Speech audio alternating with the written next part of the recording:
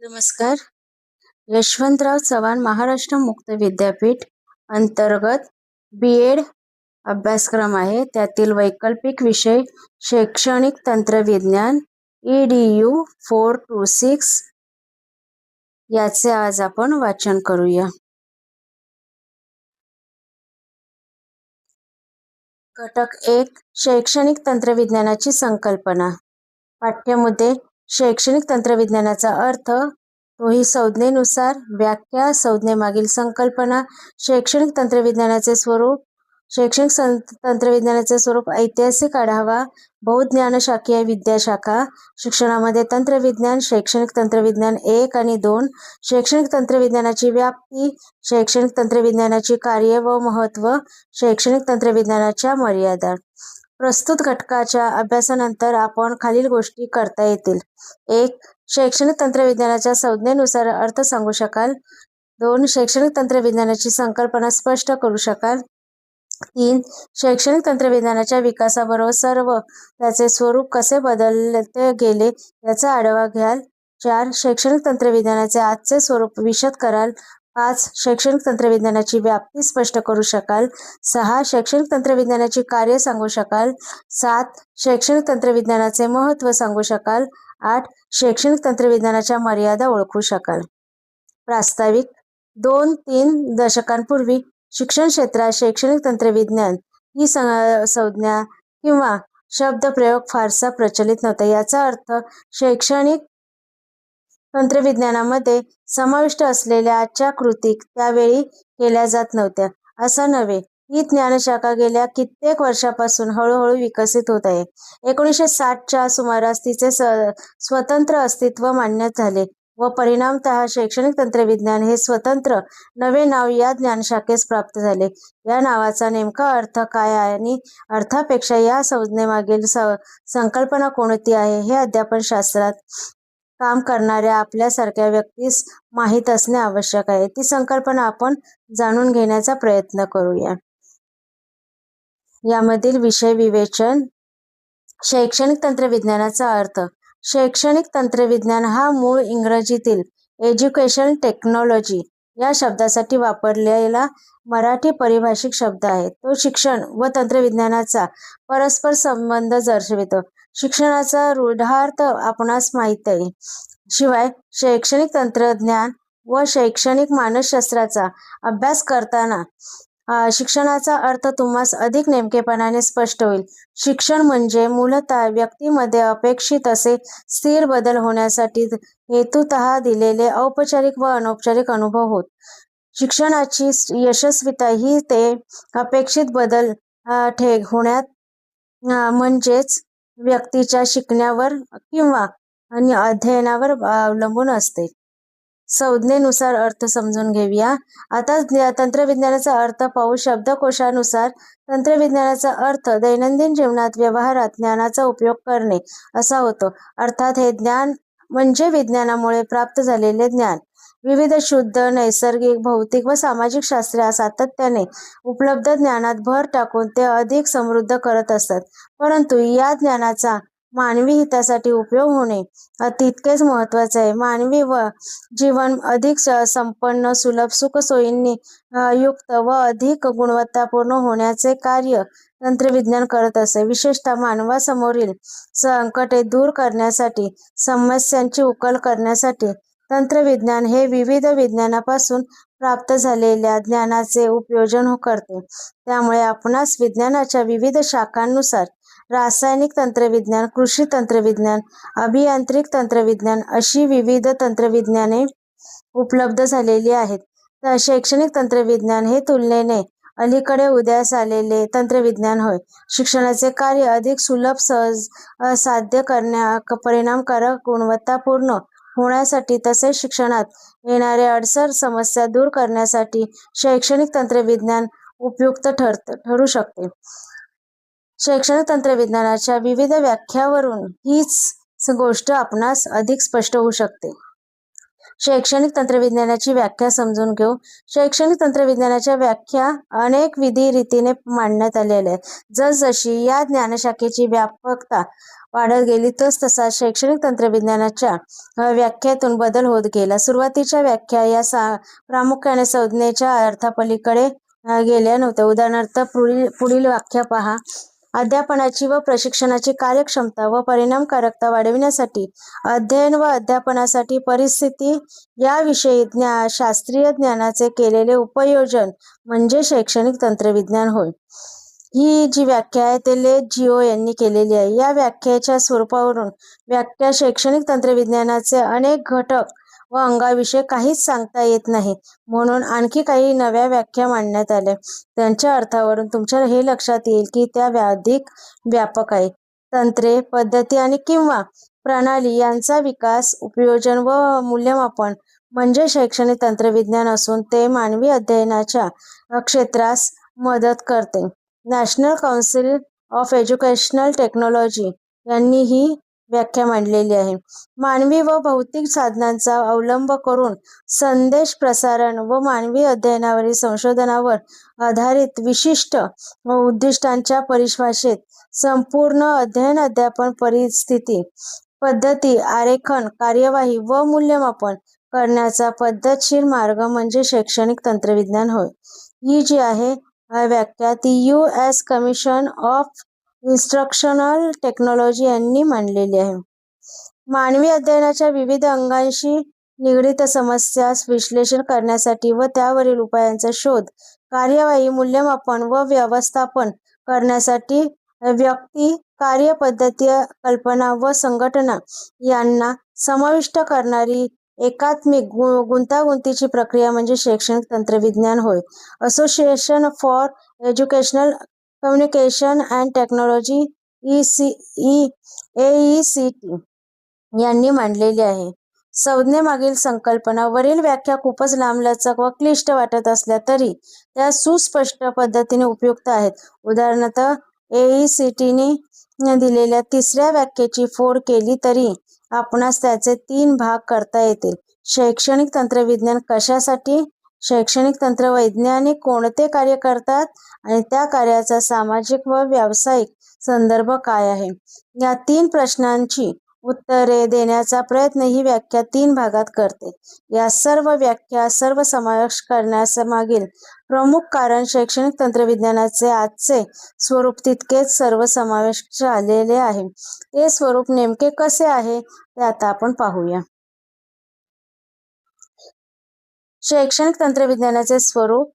शैक्षणिक तंत्रविज्ञानाचे स्वरूप ऐतिहासिक आढावा घेऊया.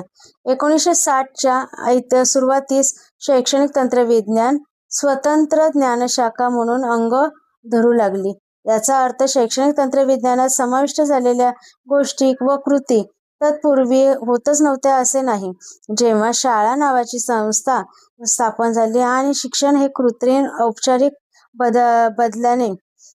बनल्याने वास्तवेपासून दूर गेले, तेव्हापासून शैक्षणिक तंत्रविज्ञानाशी निगडित कृती शिक्षकाला कराव्या लागत असत.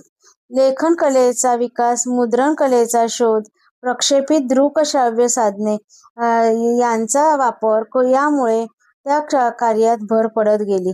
मात्र आकाशवाणी, दूरदर्शन, टेप रेकॉर्डर, गणकयंत्र, व्हिडिओ यासारख्या नव्या साधनांचा प्रचंड दबाव शिक्षण प्रक्रियेवर येऊ लागला. दृकश्राव्य शिक्षण व क्रमान्वित अध्ययन यामध्ये मानसशास्त्रीय आपण जे आहे त्यामध्ये वर्तनवादी तंत्र शिकलेले आहेत.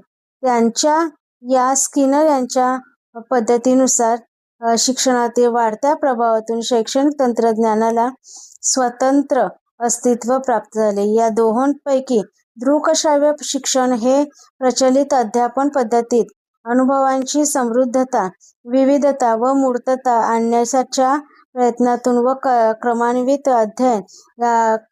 अध्ययनावरील संशोधन व उत्पत्ती विकसित पावले होते. माणूस शिकतो तो कसा यावरील संशोधनाच्या निष्कर्षानुसार शैक्षणिक साधनांचे आरेखन, रचना व निर्मिती करावी हा विचार, तर्क, श्राव्य शिक्षण व क्रमान्वित अध्ययनाच्या या परस्पर सहकार्यातून त्या काळात उदयास आला. परिणामतः विज्ञान व तंत्रविज्ञान, संशोधन व विकास आणि मानवशास्त्र व शिक्षणशास्त्र एकत्र करण्यासाठी शैक्षणिक तंत्रविज्ञानाची एक व्यापक व्यासपीठ उपलब्ध करून दिले. दृकश्राव्य साधनांचा अध्यापनातील वापर ही संकुचित कल्पना जाऊन अध्यापन कार्यक्रमाची निर्मिती ही संकल्पना पुढे आली. त्यातून अशा कार्यक्रमांना निर्मिती, मूल्य, कार्यक्रमाचा शिकणाऱ्याकडून होणारा उपयोग, तंत्रे, उपकरणे यासारख्या भौतिक साधनांचा व शिक्षक व अन्य मानवी साधनांचा परस्पर संबंध, स्थान व त्यांचे व्यवस्थापन, विद्यार्थ्यानुसार अध्यापन व बदलांचे व्यवस्थापन आदी नवे प्रश्न उपस्थित झाले. या प्रश्नांची सोडवणुकी दृष्टीने प्रणाली मार्ग आणखी एका नव्या संकल्पनेचा अंतर्भाव शैक्षणिक तंत्रविज्ञानात झाला. प्रणाली म्हणजे सुसंघटित व परस्परांशी संबंधित घटकांचा गट मानला जातो. उदाहरणार्थ, शाळा हा विविध घटकांचा गट आहे. त्यात मुख्याध्यापक, शिक्षक, कर्मचारी, विद्यार्थी हे मानवी घटक, इमारत, शैक्षणिक साधने, खेळाचे साहित्य, बसण्याची बाके इत्यादी भौतिक घटक आहेत व या सर्व घटकांचा परस्परांशी संबंध आहे. पूर्ण प्रणाली म्हणजे त्या प्रणालीचे सर्व घटक व उपप्रणाली यांची केवळ गोळा बेरीज नव्हे, तर ती त्याहून भिन्न व अधिक असते.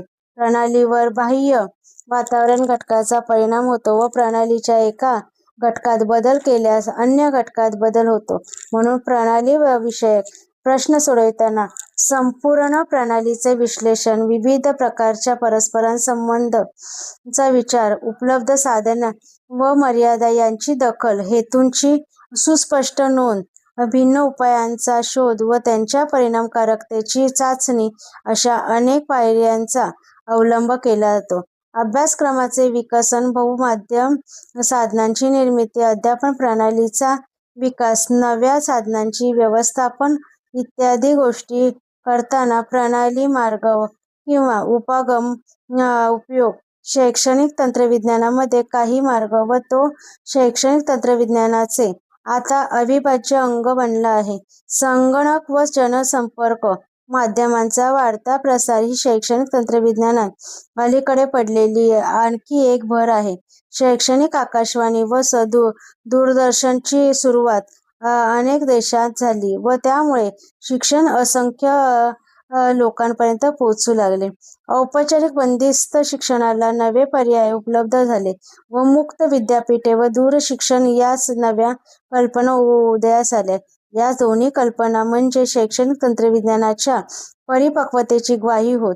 दृकश्राव्य साधनांमध्ये समृद्ध अनुभव, मानवी अध्ययनाच्या शास्त्रीय तत्वांशी त्याचा घातलेला मेळ, अध्यापन कार्यक्रमाच्या कल्पनेचा उदय, विद्यार्थ्यानुसार शिक्षणाची संकल्पना, समस्या निराकरणाची प्रणाली, उपागमाचा उपयोग, जनसंपर्क माध्यमांनी केलेली क्रांती व दूरशिक्षण, मुक्त विद्यापीठे अशी ही परिपक्वतेची वाटचाल आहे.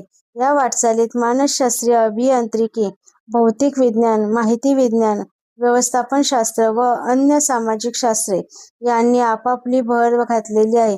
शैक्षणिक तंत्रविज्ञानाला आता सामाजिक संदर्भाची व तत्त्वज्ञानाची जोड मिळण्यात आवश्यक वाटल्याने विद्यार्थी केंद्री, मानवतावादी तत्त्वज्ञानाची बैठक शैक्षणिक तंत्रविज्ञानाचे आता स्वीकारलेली आहे. अध्ययन प्रक्रियेचे नियंत्रण कोणाकडे, शिक्षकाकडे, समाजाकडे की विद्यार्थ्यांकडे, याचे उत्तर आता शैक्षणिक तंत्रविज्ञानाला विद्यार्थ्यांकडे असे अभिप्रेत आहे.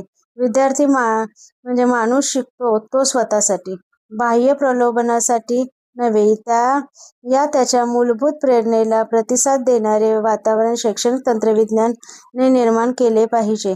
या वातावरणाने अध्ययनार्थीला मुक्त शोध घेण्याचे स्वातंत्र्य दिले पाहिजे.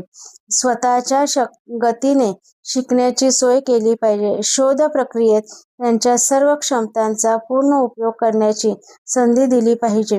उद्याच्या शिकणाऱ्या समाजातील प्रत्येक व्यक्ती स्वतः काय शिकायचे हे तो स्वतः ठरवू शकेल. या व्यक्तीने काय शिकावे यासाठी दुसऱ्याच्या अपेक्षा पूर्ण होतील. दुसऱ्याला शिकविल आणि दुसऱ्याकडून शिकेल. माहितीची उपलब्धता आता सहज साध्य असली तरी तिच्या अध्ययनासाठी पुरेशी पार्श्वभूमी पूर्वज्ञान नसेल तर ते शक्य होणार नाही. तेव्हा भिन्न व्यक्तींनी एकत्र येऊन कार्य केले पाहिजे, देवाणघेवाण केली पाहिजे. ही शिक्षणाच्या लोकशाहीकरणाची प्रक्रिया आहे. प्रावीण्य संपादन व कार्यक्षमतेबरोबरच हा मानवाच्या मुक्ततेचा प्रयत्न आहे. मुक्त करते ती विद्या, हे आपण म्हणत आलो. 21व्या शतकात आपण म्हणू मुक्त करते ते शैक्षणिक तंत्रविज्ञान. बहुज्ञानशाखीय विद्याशाखा यामध्ये शैक्षणिक तंत्रविज्ञानाचे स्वरूप, विशेषतः आजचे स्वरूप स्पष्ट व्हायला मदत व्हावी म्हणून शैक्षणिक तंत्रविज्ञानाच्या विकासाचा व्यापक आढावा यापूर्वी घेतलेला आहे. अन्य तंत्रविज्ञान व शैक्षणिक तंत्रविज्ञान यात एक महत्त्वाचा फरक आहे. यापूर्वी विविध तंत्रविज्ञाने विकसित होण्यापूर्वी त्याचा पायाभूत असणारी शास्त्रे पूर्ण विकसित व प्रगतावस्थेला पोहोचली होती. रसायनशास्त्रे मोठी प्रगती केली व रासायनिक तंत्रविज्ञान उदयास आले. वनस्पतीशास्त्र, कृषी विज्ञान नंतर कृषी तंत्रविज्ञानाकडे वाटचाल झाली. मात्र शिक्षणशास्त्र अजूनही बाल्यावस्थेत असताना शैक्षणिक तंत्रविज्ञान भरभराटीस आले. ज्या ज्ञानाचे उपयोजन शैक्षणिक तंत्रविज्ञान करते त्या ज्ञानात शिक्षणशास्त्रापेक्षा मानसशास्त्र, समाजशास्त्र, अभियांत्रिकी, व्यवस्थापन विज्ञान, गणित, नैसर्गिक व भौतिक विज्ञाने इत्यादींनी अधिक भर टाकली. त्यामुळे शैक्षणिक तंत्रविज्ञान हे जन्मापासून बहुज्ञानशाखीय स्वरूपाचे आहे. या विविध ज्ञानशाखांचे शैक्षणिक तंत्रविज्ञानाशी असलेले संबंध आकृती 1 मध्ये दाखविलेले आहे. त्यावरून तुमच्या लक्षात येईल की अनेक शास्त्रांनी शैक्षणिक तंत्रविज्ञानासाठी योगदान केले आहे. आकृतीवरून तुम्हाला या विविध शास्त्राचे 2 गट करता येतील. पदार्थविज्ञान, अभियांत्रिकी, रसायनशास्त्र इत्यादी शास्त्रे ही शैक्षणिक तंत्रविज्ञानातील भौतिक साधने, यंत्रसामग्री, उपकरणे यांच्या निर्मितीस उपयोग पडतात. या सर्व साधनांचा उपकरणांना कठीण साहित्य असे म्हणतात. या उलट मानसशास्त्र व अन्य वर्तनवादी शास्त्रे ही मानवी अध्ययनाला चालना देणाऱ्या आवश्यक कार्यक्रम, साहित्य, कार्यनीती व तंत्रे यांच्या विकसनासाठी शास्त्र शुद्ध मार्गदर्शन करतात. या कार्यक्रमांना व साहित्यास मृदू साहित्य असे म्हणतात. उदाहरणार्थ, संगणक हे कठीण साहित्य आहे तर त्याच्या शैक्षणिक उपयोगासाठी आवश्यक ते कार्यक्रम हे मृदू साहित्य आहे.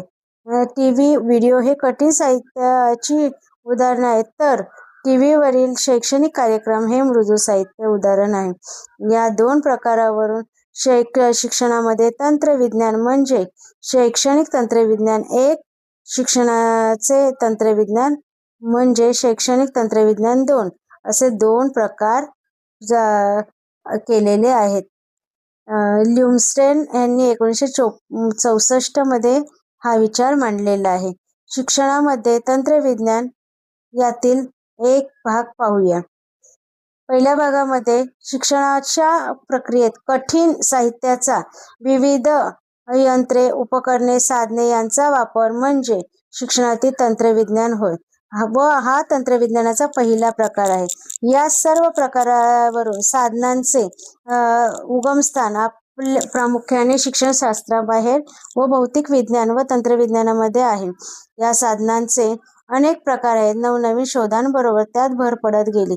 चित्रे, प्रतिकृती, फिल्म्स असे ज्यांचे स्वरूप होते त्यात टीव्ही, झेरॉक्स मशीन, संगणक, डीटीपी, दूरपरीक्षक, आंतरक्रियाशील व्हिडिओ अशा नव्या प्रभावी तंत्रविज्ञानाचा समावेश झाला आहे. ही तंत्रविज्ञाने किंवा ही उपकरणे, यंत्रे केवळ जड वस्तू नसून तंत्रविज्ञानातील क्रांती आहे. मानवी जीवन बदलून टाकण्याची क्षमता या साधनात आहे. म्हणून शैक्षणिक तंत्रविज्ञानाला त्याला योग्य महत्त्व दिलेच पाहिजे. या सर्व कठीण साहित्याचे व्यवस्थापन, हाताळणी, अध्ययनावर होणारा परिणाम हे सर्व अध्यापकाला समजले पाहिजे. ही आकृती दिलेली आहे. याच्यामध्ये कठीण साहित्य व मृदू साहित्य स्पष्ट केलेले आहे. आता शिक्षणाचे तंत्रविज्ञान भाग 2 पाहूया. शिक्षणाच्या तंत्रविज्ञानावर समाजशास्त्र, मानसशास्त्र, मानवशास्त्र अशा सामाजिक वर्तनवादी शास्त्रांचा प्रभाव आहे. अध्यापनाच्या ज्या समस्या आहेत त्या समस्या सोडविण्यासाठी मानसशास्त्रीय उपपत्ती संशोधनाचा उपयोग करणं म्हणजे शिक्षणाचे तंत्रविज्ञान होय. अशी तात्विक बैठक असणाऱ्या अध्यापन पद्धती, तंत्रे, कार्यक्रम, साहित्य हे शैक्षणिक तंत्रविज्ञान 2 मध्ये मोडते. शिक्षक या शाखेत बहुमोल कार्य करू शकतो. शिक्षणाचे तंत्रविज्ञान व शिक्षणातील तंत्रविज्ञान यातील दुसरी शाखा महत्त्वाची व पहिली दुय्यम असे काही काळ मानले जाते. परंतु प्रभावी कठीण साहित्यामुळे या दोन्ही शाखांना आता एकाच नाण्याच्या 2 बाजू मानणे योग्य ठरेल. या दोन्ही बाजू एकमेकांना पूरक असून शैक्षणिक तंत्रविज्ञानाचे अंतिम ध्येय साधण्यास त्यासारखेच योगदान करतात. आता आपण शैक्षणिक तंत्रविज्ञानाची व्याप्ती पाहूया. शैक्षणिक तंत्रविज्ञानाचे स्वरूप स्पष्ट झाल्यावर शैक्षणिक तंत्रविज्ञानाची व्याप्ती निश्चित करण्यास मदत होते. ही व्याप्ती 2 पद्धतीने करता येते. एक म्हणजे शैक्षणिक तंत्रविज्ञानाच्या अंतिम उद्दिष्टानुसार किंवा शैक्षणिक तंत्रविज्ञानाच्या समाविष्ट होत गेलेल्या विकसित झालेल्या ज्ञानाच्या उपशाखेनुसार. शैक्षणिक तंत्रविज्ञानाचे अंतिम उद्दिष्ट थोडक्यात कसे मांडता येईल? सर्वांसाठी गरजेनुसार सहज साध्य, निरंतर प्रभावी शिक्षण देण्याच्या मार्गातील अडसर दूर करणे व या कार्यातील समस्या सोडवणे हे शैक्षणिक तंत्रविज्ञानाचे अंतिम उद्दिष्ट आहे. हे उद्दिष्ट साध्य करण्यासाठी अर्थातच शैक्षणिक तंत्रविज्ञानाला अनेक कृती कराव्या लागतात.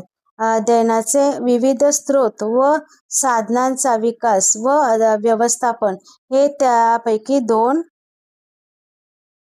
प्रमुख कार्यगट आहे. त्या आधारे शैक्षणिक तंत्रविज्ञानाची व्याप्ती आकृती 2 च्या रूपात दिलेली आहे.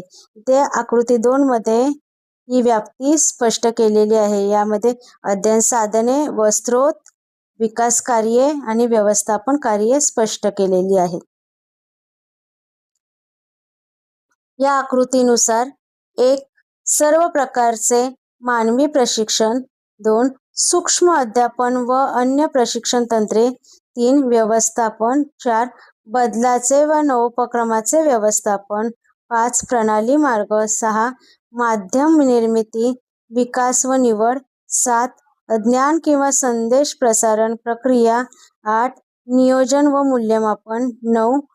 स्वयं अध्ययन व स्वयं अध्ययनात चालना देणाऱ्या पद्धती व प्रणाली. 10. दूर अध्ययन. 11. संगणकाचा वापर. आणि 12. सर्व स्तरांवरील शिक्षण व अध्यापन पद्धती इत्यादी सर्व क्षेत्रांचा समावेश शैक्षणिक तंत्रविज्ञानात होतो. शिवाय नवीन येणारी कृत्रिम बुद्धिमत्ता यासारखी संकल्पना तंत्रविज्ञानाची व्याप्ती आणखी वाढवतील. थोडक्यात शैक्षणिक तंत्रविज्ञान हे समृद्ध होणारे तंत्रविज्ञान आहे व त्यांच्या सीमारेषा सतत विस्तारत जाणार आहेत. आता आपण शैक्षणिक तंत्रविज्ञानाची कार्ये व महत्त्व समजून घेऊया. शैक्षणिक तंत्रविज्ञानाचे महत्त्व हे त्याच्या अनेकविध कार्यातूनच स्पष्ट होण्यासारखे आहे. पूर्वी उल्लेख केल्याप्रमाणे सर्वांसाठी जीवनभर प्रभावी शिक्षणाची सहज साध्य संधी उपलब्ध करून देणे हे शैक्षणिक तंत्रविज्ञानाचे ध्येय मानता येईल. या ध्येयाशी निगडीत अनेक बाजू आहेत. सर्वांसाठी शिक्षणामध्ये सार्वत्रिक सक्तीच्या प्राथमिक शिक्षणाचा प्रश्न येतो. त्यामध्ये आर्थिक बाबी, सामाजिक, राजकीय असे अनेक अडसर आहेत. शिक्षणामध्ये सोडून जाणाऱ्या, शाळेबाहेर ढकललेल्या प्रमाणात मोठे आहे. त्यांना पर्यायी शिक्षण प्रवाह उपलब्ध करून देऊन शिक्षणाची संधी देता येईल. औपचारिक व अनौपचारिक शिक्षणामध्ये अनेक बदल घडवून ते आनंददायी, प्रभावी करण्यात शैक्षणिक तंत्रविज्ञानाचा भरीव कार्य करता येईल. प्रौढ शिक्षणाची निरक्षरतेची समस्या ही देखील सक्तीच्या प्राथमिक शिक्षणाच्या असफलतेचे परिपाक आहे. शिवाय अपुरे शिक्षण राहिल्यामुळे ते पूर्ण करण्यास विशिष्ट पातळीपर्यंत शिक्षण पूर्ण करणाऱ्यास अधिक शिक्षण घेण्यास, इतरांना गरजेनुसार वेगळे शिक्षण मिळण्याची जीवनभरची संधी उपलब्ध करून देण्यास शैक्षणिक तंत्रज्ञानाची मदत होईल. मुक्त विद्यापीठ व दूरशिक्षणाला यामुळे पुढील काळात महत्त्वाचे स्थान प्राप्त होईल. सर्वांसाठी शिक्षणाप्रमाणे पेक्षा प्रभावी शिक्षण ही केवळ वेगळी कल्पना आहे. जेव्हा शिक्षणाचे उद्दिष्ट किंवा हेतूनुसार शिकणाऱ्यांमध्ये प्रत्यक्ष बदल होतात तेव्हाच ते शिक्षण प्रभावी ठरते. आज असा परिणाम केवळ काही विद्यार्थ्यात व काही अध्यापकांच्या अध्यापनामुळे होतो असे दिसते. त्यामुळे अध्यापनाची गुणवत्ता वाढविणे, अध्यापनास अन्य पूरक साहित्यांची जोड देणे, अध्यापकांची परिणामकारकता वाढविणे, प्रत्येक व्यक्तीस क्षमतेप्रमाणे व तिच्या गतीप्रमाणे शिकण्यास सोय करणे, सर्वच अध्ययनार्थ्यांस अपेक्षित बदल अपेक्षित पातळीप्रमाणे घडवून आणणे इत्यादी गोष्टी कराव्या लागतील. ही सर्व कार्ये शैक्षणिक तंत्रज्ञानाचीच आहेत. शिक्षणाच्या प्रसारात व्यवस्थापनाचे, बदलाचे व आर्थिक अडचणींचेच हे प्रश्न येतात. शिक्षण कमी खर्चात, कमी शक्तीत देऊन व श्रमात बचत करून अध्ययनाची गती वाढवून यातील काही अडचणी दूर करता येतील. मोठ्या वर्गांना शिक्षणाची नव्या पद्धतीत विकास, स्वयं अध्ययनाच्या साहित्याची निर्मिती, प्रत्येकाला तो आहे तेथे शिक्षण मिळण्याची सोय, अध्ययनाच्या उपपत्तीचा मिळवण्यामध्ये उपयोग इत्यादींमुळे हे शक्य होईल व तोही शैक्षणिक तंत्रज्ञानाच्या कार्यक्षेत्राचा भाग होईल. यावरून असे लक्षात सारांश रूपाने शैक्षणिक तंत्रज्ञानाची दोन प्रमुख कार्ये म्हणता येईल. एक, शिक्षणाच्या समस्या सोडवण्यासाठी उपलब्ध प्रभावी तंत्रे, पद्धती, साधने, माध्यमे, कार्यनीती यांचा प्रसार व विस्तृत वापर करणे. 2. आजच्या या भविष्यातील समस्या सोडविण्यासाठी नवी उपचारात्मक तंत्रे, पद्धती, साहित्य, साधने, माध्यमे, कार्यनीती व संघटनात्मक आकृतिबंध यावरील संशोधन व विकास करणे होय. या दोन कार्यावरूनच शैक्षणिक तंत्रज्ञानाचे आजचे आणि विशेषतः येत्या काळातील वाढते महत्त्व लक्षात येण्यास हरकत नाही. उपघटक 5 पाहूया. शैक्षणिक तंत्रज्ञानाची व्याप्ती, कार्ये, महत्त्व इत्यादी पाहिले असता अशी समजूत होण्याची शक्यता आहे की शिक्षणाच्या सर्व समस्यांवरील एकमेव गुरुकिल्ली म्हणजे शैक्षणिक तंत्रज्ञान होय. शिक्षण व शैक्षणिक तंत्रज्ञान यात प्रथम स्थान शिक्षणाला तर दुय्यम स्थान शैक्षणिक तंत्रज्ञानाला आहे. शिक्षणाच्या समस्या सोडविण्यासाठी शैक्षणिक तंत्रज्ञान मदत करणार असले तरी काही समस्या, विशेषतः मूलभूत स्वरूपाच्या समस्या, या शिक्षणशास्त्रातील मूलभूत स्वरूपाच्या संशोधनामुळेच सुटू शकतील, तर काही उत्तरे तत्त्वज्ञानात शोधावी लागतील. व प्रगत, प्रभावी असे शैक्षणिक तंत्रज्ञान कोणी, कोणासाठी व कशासाठी वापरावयाचे हे शिक्षणशास्त्र, तत्त्वज्ञान यांनाच ठरवावे लागेल. शैक्षणिक तंत्रज्ञानाने शिक्षकाविषयी काही प्रश्न निर्माण केले आहेत. या शिक्षण तंत्रज्ञानामुळे शिक्षकाला शिक्षण प्रक्रियेत दुय्यम स्थान प्राप्त होईल अशी भीती व्यक्त झालेली आहे. या भीतीचे अर्थात शैक्षणिक तंत्रज्ञानाकडून खंडन केले जाते. वैद्यकीय क्षेत्रात इतके प्रचंड तंत्रज्ञान येऊन फिजिशियन किंवा सर्जन यांचे महत्त्व थोडे सुद्धा कमी झालेले नाही. उलट त्यांची परिणामकारकता वाढली आहे, व्यावसायिक प्रतिष्ठा वाढली आहे. शैक्षणिक तंत्रज्ञानाने असेच होईल का, असा प्रश्न निर्माण होतो. शिक्षकाच्या आजच्या भूमिकेत मूलभूत स्वरूपाचा झालेला बदल शिक्षक स्वीकारणार नाही. ज्याला अभिनयाची आवड आहे अशा व्यक्तीस त्याच्या इच्छेविरुद्ध दिग्दर्शकाची भूमिका स्वीकाराया असे जर सांगितले तर तो ती जशी स्वीकारणार नाही तसेच आपण शिक्षकाला भूमिका बदल सांगितले तर तो तशी स्वीकारील. हा भूमिका बदल त्याच्या आवडी-निवडी, मूल्ये, विश्वास, श्रद्धा, वैयक्तिक सिद्धांत यांना छेद देणारा असेल तर तो शैक्षणिक तंत्रज्ञानाचा अंगीकार करणार नाही आणि शैक्षणिक तंत्रज्ञानाने व तंत्रवैज्ञानिकांची याची दखल घेतलीच पाहिजे. ती न घेतल्यासने काय घडते याचे चांगले उदाहरण म्हणजे अमेरिकेत 1960 नंतर तयार केले गेलेले प्रगत अभ्यासक्रम, विशेषतः विज्ञानामधील होय. हे अभ्यासक्रम तयार करीत असताना शिक्षक या मानवी घटकाची दखल न घेतली गेल्याने या बाबतीत मोठ्या प्रमाणात अपयश पदरी पडले. थोडक्यात, शैक्षणिक तंत्रविज्ञानाचा विचार हा संपूर्ण शिक्षणाच्या व संबंधित मानवी घटकाच्या संदर्भात केला पाहिजे आणि तो अभ्यासक्रम नियोजनाच्या पातळीनुसार केला पाहिजे, केवळ तो वर्ग अध्यापनाच्या पातळीवर नको. तंत्रविज्ञानाने केव्हा यशस्वी होतो हा एक आणखी मूलभूत प्रश्न आहे. या तंत्रविज्ञानाची यशस्वीता 2 घटकावर अवलंबून असते. जेव्हा जेव्हा तंत्रविज्ञानास पोषक पर्यावरण वातावरण असते तेव्हाच ते यशस्वी होते. जेव्हा त्याचा परिणामकारक प्रत्यक्ष पुरावा मिळतो तेव्हा ते यशस्वी होते. या ठिकाणी एडगर डेलचा अध्ययन अध्यापन शंकू दिलेला आहे, तोही आपण अभ्यासू शकतो. पोषक पर्यावरणात भौतिक सुविधा, आर्थिक तरतूद, राजकीय पाठिंबा, मानवी प्रज्ञेचे योगदान या सर्वांचा समावेश होतो. उदाहरण द्यायचे झाले तर बैलगाडीचे देता येईल.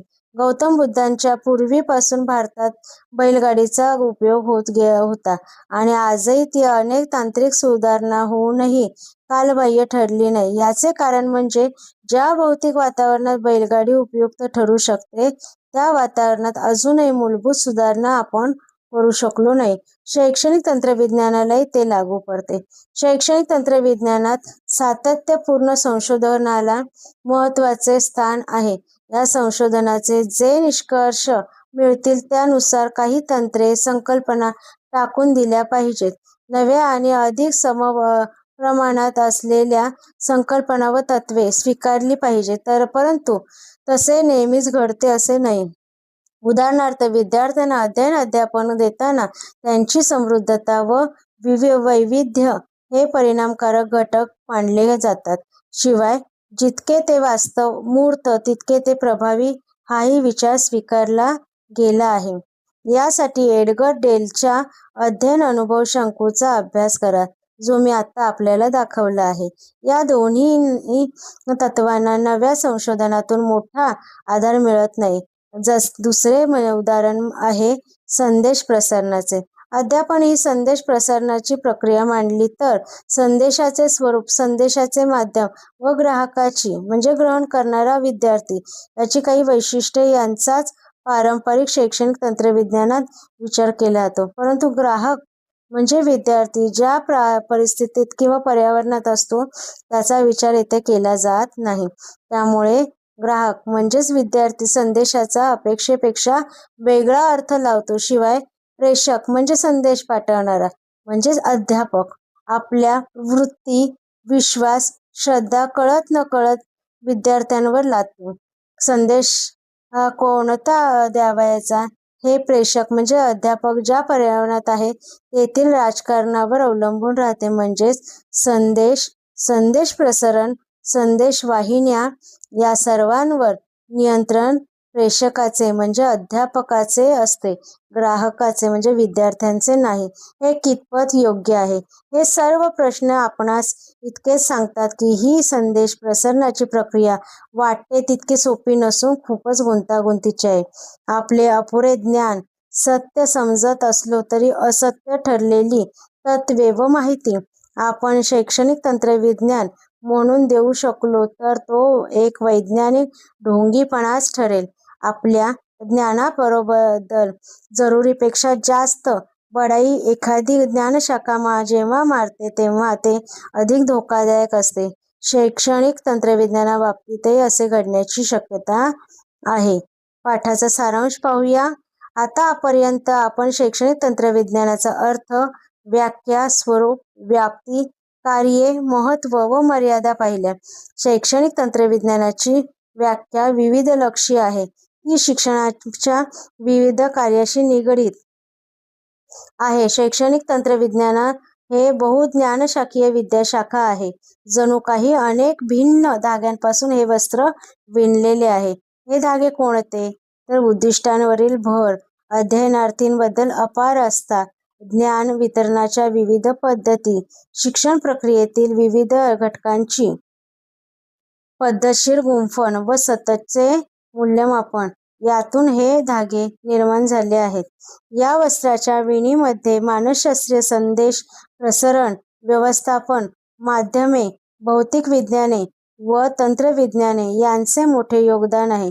शैक्षणिक तंत्रविज्ञानाचे अंतिम उद्दिष्ट प्रत्येक व्यक्तीस स्वतःच्या अध्ययनाची जबाबदारी स्वतःच स्वीकारण्यास मदत करणे हे आहे व शैक्षणिक वैज्ञानिक हे उद्दिष्ट साध्य करण्याच्या दृष्टीने योग्य परिस्थिती निर्माण करण्यात निष्णात आहे.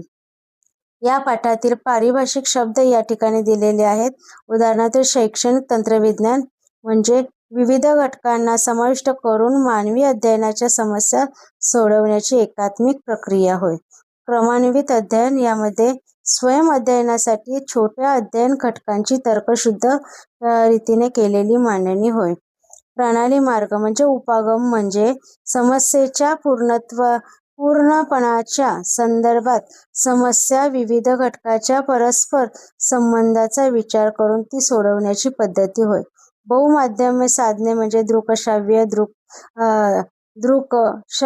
दृकश्राव्य, लिखित व वास्तव गोष्टी या विविध माध्यमावर आधारित अध्यापन साहित्यांचा संच. मानवतावादी तत्वज्ञान माणूस, त्यांचे अस्तित्व व स्वायत्तता यांना मध्यवर्ती स्थान देणारी तत्वज्ञानाची शाखा किंवा विचार. बहुज्ञानशाखा म्हणजे समस्या प्रश्न सोडविण्यासाठी विविध ज्ञानशाखा एकत्र आल्याने तयार झालेली ज्ञानशाखा होय. कठीण साहित्य यामध्ये शैक्षणिक तंत्रविज्ञानाचा एक भाग म्हणून वापरण्यात येणारी साधने, उपकरणे, साहित्य उदाहरणार्थ टीव्ही, टेप रेकॉर्डर, प्रोजेक्टर. आणि मृदू साहित्यामध्ये अध्ययन उपपत्ती व तात्विक ज्ञानाचा उपयोग करून तयार केलेले अध्ययन कार्यक्रम किंवा कार्यक्रमाचे साहित्य याच्या वापरासाठी कठीण साहित्य उपयोगी पडते. टीव्हीचा कार्यक्रम, स्लाइड, संगणक कृतिक्रम इत्यादी. कृत्रिम बुद्धिमत्ता म्हणजे मानवी मेंदूच्या कार्यपद्धतीचा अभ्यास करून त्या आधारे तयार केलेल्या कृत्रिम प्रमाणे कार्य करणारा संगणक होय. या ठिकाणी अधिक वाचनाची पुस्तके सुद्धा दिलेली आहेत. धन्यवाद.